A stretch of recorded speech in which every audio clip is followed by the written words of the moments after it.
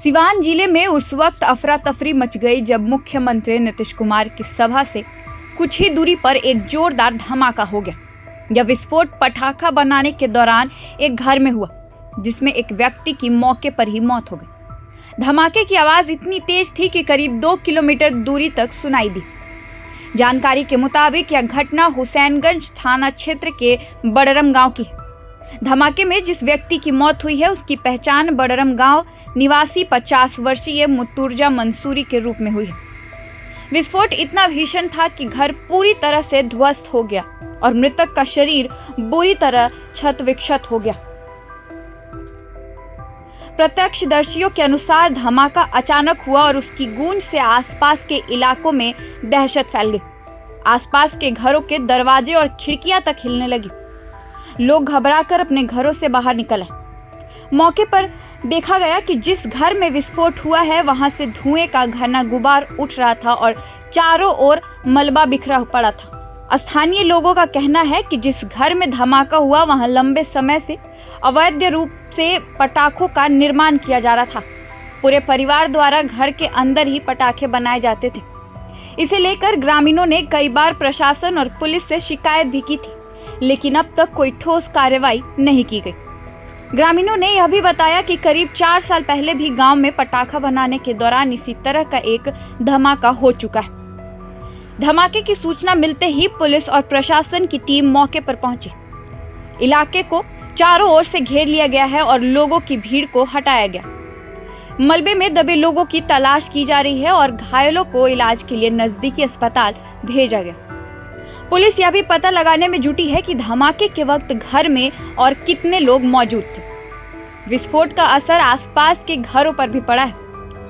पास के मकानों की दीवारों में दरारें आ गई है और घर के सामने लगे पेड़ पौधे भी झुलस गए।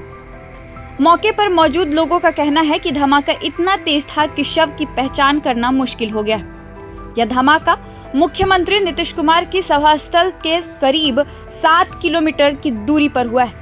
हालांकि प्रशासन का कहना है कि इसका सभा या सुरक्षा व्यवस्था से कोई सीधा संबंध नहीं है।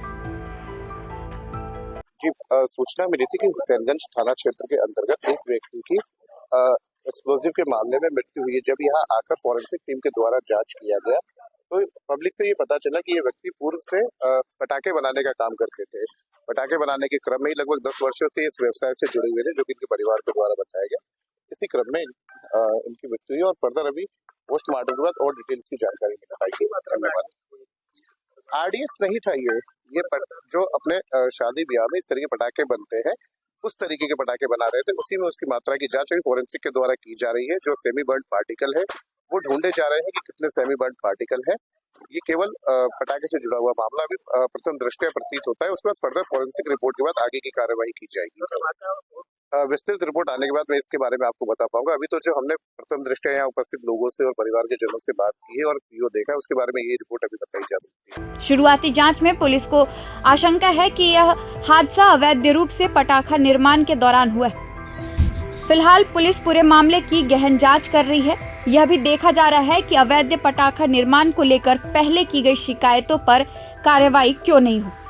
घटना ने एक बार फिर प्रशासनिक लापरवाही और अवैध गतिविधियों पर सवाल खड़े कर दिए। फिलहाल इस वीडियो में इतना ही। ऐसे ही और अपडेट्स के साथ आपके बीच आते रहेंगे। देखते रहिए प्रभात खबर डिजिटल। धन्यवाद, शुक्रिया।